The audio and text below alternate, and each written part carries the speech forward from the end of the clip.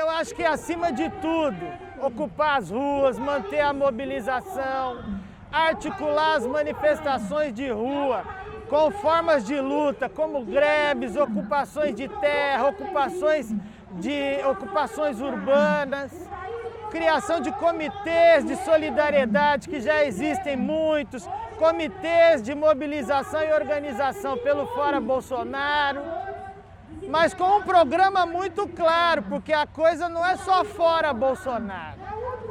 Se sai o Bolsonaro e fica Mourão, as coisas podem até piorar, porque a tendência é todo o espectro da direita compor com esse governo e tentar viabilizar uma candidatura de direita viável eleitoralmente o ano que vem.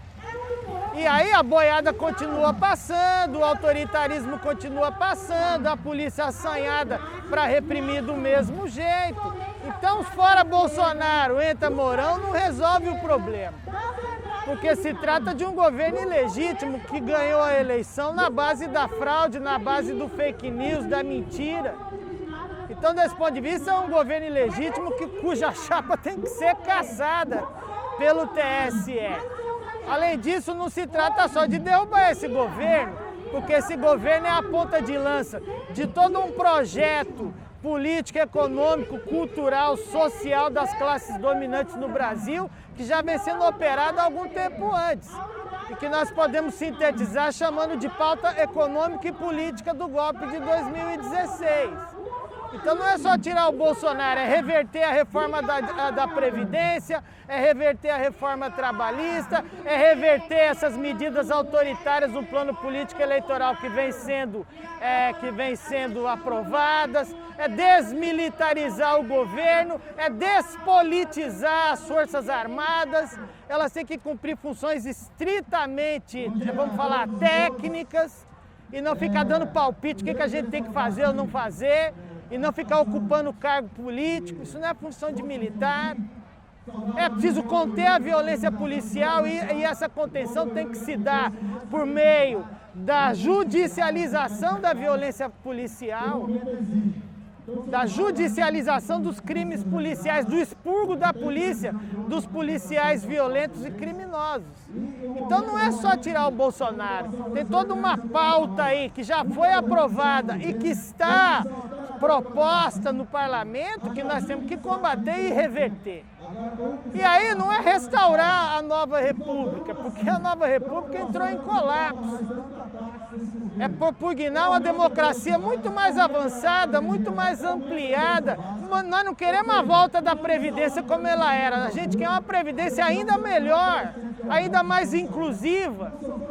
Nós queremos mais direitos trabalhistas e não simplesmente restaurar o que tinha antes. Nós queremos mais direitos políticos. Então é um projeto de médio e longo prazo, é um projeto histórico que os trabalhadores têm que defender, têm que lutar por ele para reverter esse processo.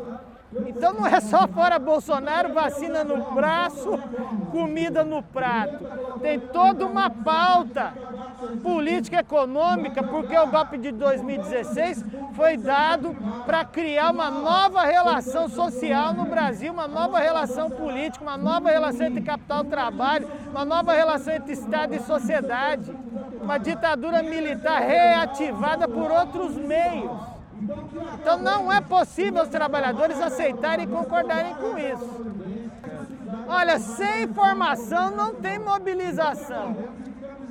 Sem um trabalho duro, penoso, continuado de politização, de formação política, de conscientização, de esclarecimento acerca das questões fundamentais da sociedade, não é possível mobilizar. O trabalhador não vai sair da casa dele para vir para uma manifestação dessa se ele não estiver convencido que isso aqui é crucial para o padrão de vida dele, para a qualidade de vida dele.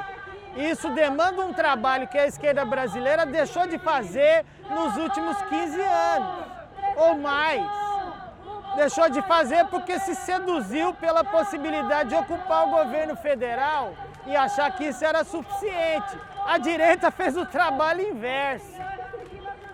A direita trabalhou no sentido contrário. Então você vê a mobilização da direita e da extrema-direita nas redes sociais, gerando o revisionismo histórico, o negacionismo histórico, dando cursos, criando vídeos, tudo isso, a direita fez o trabalho de base, que a esquerda deixou de fazer. E é preciso refazer, retomar essa perspectiva. Os instrumentos existem. Os instrumentos existem, as redes sociais, as novas formas de comunicação, inclusive esse aqui, que é muito importante. Agora tem que arregaçar as mangas e trabalhar, porque é um trabalho duro, não se reverte do dia para a noite. A perspectiva conservadora, autoritária, fascistizante, fundamentalista religiosa, machista, racista, homofóbica, que prevalece na sociedade brasileira. E não prevalece só na classe dominante, que tradicionalmente sempre adotou esses valores.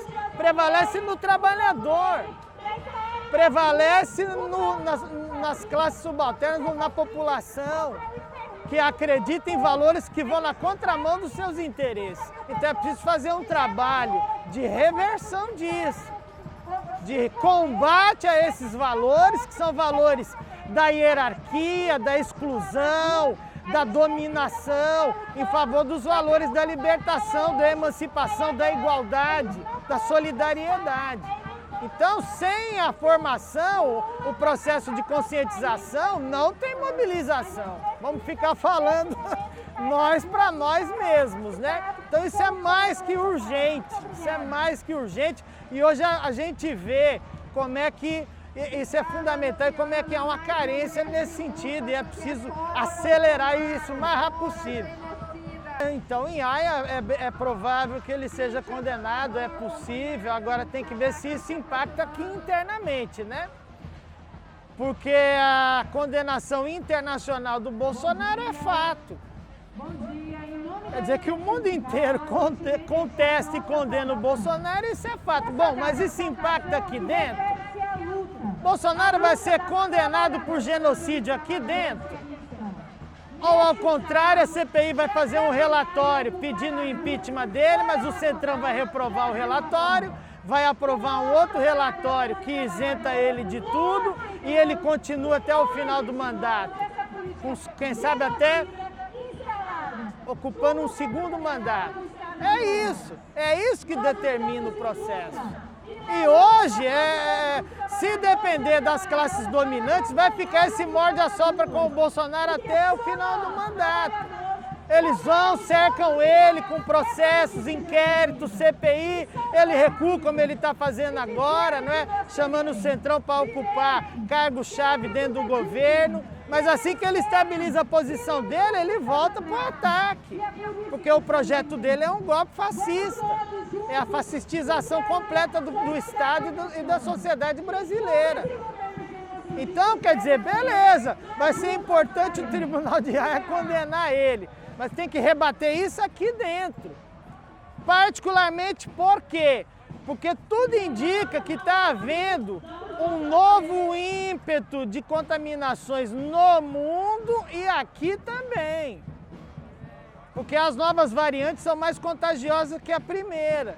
E elas estão se espalhando muito rapidamente, em grande medida, por causa dos interesses do capital. Por causa dos interesses que têm sido contrariados com o isolamento social e que estão pedindo a abertura de tudo, fazendo Eurocopa, Copa América, Olimpíadas, é um absurdo.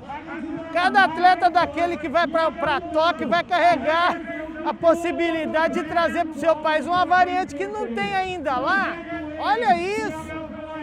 Você junta no mesmo lugar gente do mundo inteiro com a possibilidade de trazer variantes que só existem em alguns lugares, podem se esparramar.